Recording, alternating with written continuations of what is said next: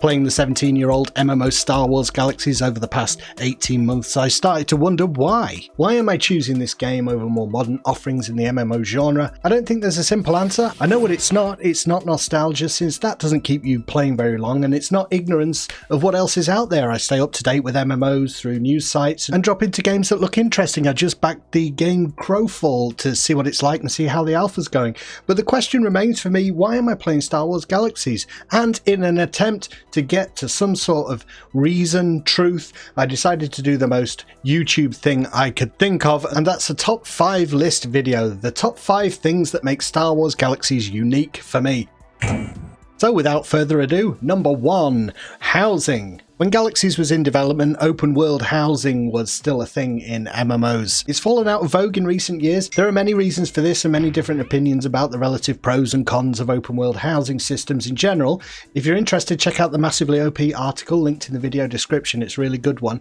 But love it or hate it, I think all would agree that the housing system in Star Wars Galaxies is at least unique. Partly this is due to the way the original planets were created. First, they were vast, giving players plenty of space and the freedom to play slots anywhere outside NPC cities and static POIs. In fact, most of the starter planets at launch could be viewed as wildernesses ripe for development due to the dearth of content for players to actually take part in. Secondly, because of Galaxy's procedurally generated terrain, rules could be added to any object in the world, allowing for the placement of buildings anywhere. There are exceptions, of course. You can't place a house on the peak of a mountain, but there are plenty of areas where a player has placed a house on the side of a hill, butting up to one of the game's no build zones. Not many games allow for this kind of freedom, particularly not MMOs, and the closest relation seems to be survival sandboxes like Ark or even Minecraft for the malleability of its world. Maybe the muted EverQuest landmark, but since that was cancelled, I'm not sure we can really count it. And that's just the placement of houses, of which there are many different themed designs for the different planets in Galaxies. But once you get inside a player house, the room for creativity really opens up. Lots of MMOs allow you to move things around inside, but the range of movement you have to manipulate objects in the 3D space of the world really spoiled me in my early MMO experience. Only the ability to increase or decrease the size of objects seems to be missing. People spend hours, days, months even creating their own unique spaces that are reflections of their interests and personality. Only a robust system like this would allow you to enter a house and think, I kind of feel like I know this guy, just like entering someone's house in the real world. It's a reflection of them. So housing is number 1 on my list.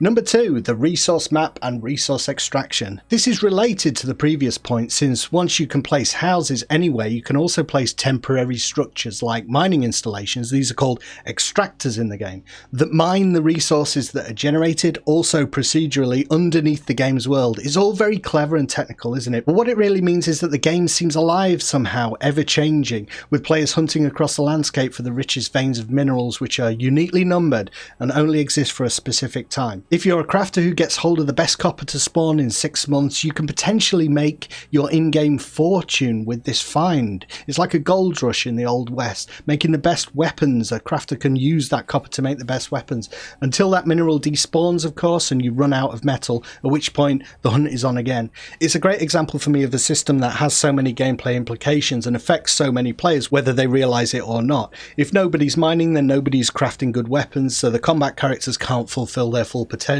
That makes every combat encounter that little bit more difficult.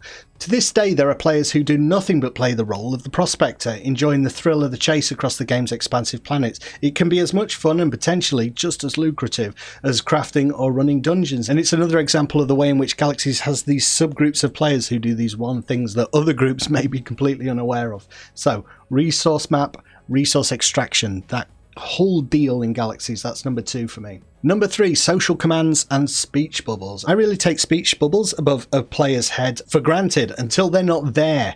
When they aren't, I find I'm somehow disconnected from the world of an MMO. Having to resort to the spatial chat window to see what a character is saying feels somehow wrong to me. It's artificial, and I'm not sure. I think a lot of that is due to Galaxy's early influence on my expectations when it comes to virtual worlds. I expect characters to speak like cartoon characters with differently shaped bubbles for when they're shouting, whispering, or speaking at at a reasonable volume. I expect certain words or phrases to trigger an animation automatically without the additional need of a slash command or a button press from me to make it happen. It's like the character understands the meaning of what I'm saying by magic and it's helping me to relay it. I expect there to be so many emotes in a game that usually I don't even have to look at a list. I can just intuit what I'm going to type, and if I can think of a verb, the game will recognize that verb and it will have an emote for it. I expect there to be moods for my character with a corresponding change in stance or attitude, hanging their head when they're sad, looking shifty.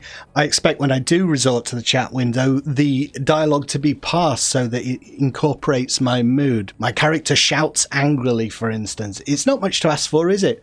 Well, apparently it is, because much of this is missing in other MMOs and it's all there in Star Wars Galaxies. That's why social commands and chat/speech options are number 3 on my list. They're the gateway to proper interactions and proper roleplay, and these are role-playing games, and it's a crying shame that so many other games don't have this stuff as standard. It's really important. Again, I feel I was spoiled by Star Wars Galaxies and have such high expectations because of the options in the game. Number 4, non-combat professions. Killing things is fun in a game. I've been killing things since the late 80s, jumping on the heads of Coopers and slaughtering hordes of demons as the Doom guy. But the lack of anything to do beyond killing is one of the main reasons so many MMOs fail to grip me. When they do add crafting professions, they're often a side project, they're paper thin in complexity. And pure social professions like Galaxy's dancers and musicians, they're virtually non-existent. I know you can play music in something like Lotro between trips to Moria, but there's no skill tree to master that I'm aware of in that game, or mechanics to compel you to visit the local tavern in order to get soothed back to health. That's why the crafters, merchants, politicians and entertainers of Galaxies are so important to me. When I just say that range of professions, that's amazing. It's like, how many games have those? Politician, merchants? Yeah, it's in Galaxies. When I come to an MMO over single player games, what I'm usually looking for is something I can't find on my own. Interaction, socialization, a real economy that fluctuates according to the population of players. In essence, a virtual world. I can't help it. That's what I've always wanted from MMOs, and I don't think it's really possible without a game being designed from the ground up with things for people to do other than kill stuff. Ralph Costa sums up the design approach to making non-combat professions meaningful in Galaxies. I've linked to the article where he says this. We've always talked about player types, different types of people who enjoy different ways of playing, but MMOs in general have mostly been about extracting advancement from the world. They've been about getting, about power. If you want a society, you need all sorts. And so in Star Wars Galaxies, that's what we set out to do. And in order to accomplish that, I knew we needed the game to care about what they did, to recognise their actions and achievements and give credit for them, or they would always be second-class citizens, mere support classes. And even though the later game of Galaxies watered down the effect of social classes somewhat and the need for crafters in general with the NGE, I think it's interesting to note how all those design principles were ultimately sorely missed by players and who clamoured for them, and the devs recognised the mistake and put a lot of that stuff back into the game after the NG. Galaxies can't exist without it. The players want it, and the devs, even though they made a mistake, realised, holy crap, we've gutted the heart of the game. So it was put back in. Non-combat professions, number 4. Number 5, 2 games in one. Star Wars Galaxies Space Expansion was originally slated to launch with the game as one unified experience.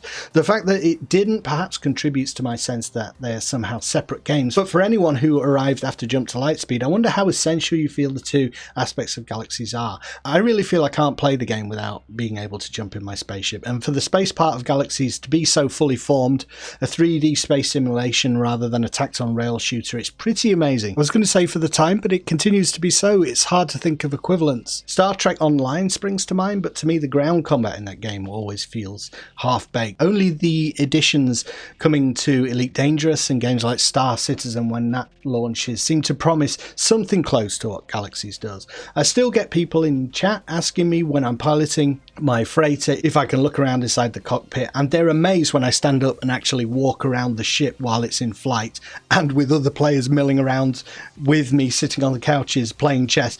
And when was this game made? 2003, something like that. Anyway, I always forget. I could go on waxing lyrical about the different things that the ground and space portions of Galaxies offer, but it will probably suffice to say that they do what they're supposed to do, each in their own way. They give you the sense of living in a real Star Wars universe, and neither of them feels like the poor relation to the other. So those are my 5 best things about Star Wars Galaxies. I really enjoyed thinking about and researching the topics for this video, and I really hope you found it thought-provoking or at least a little bit entertaining. Pass some time for you. Galaxies is populated by a diverse range of players, now across many servers and different projects, but I'd love to hear from all of you. What are your favourite things about Galaxies? And if you're a former player who is content with those memories of the game, what made an impact on you back in the day? Please let me know in the comments, and if you've got a sec, do me a solid and share the video someplace. Amazing as it sounds, there's still people who don't realise Galaxies being actively played right now. So let's let them know about it. I've been Napyet, and I'll see you in the next video.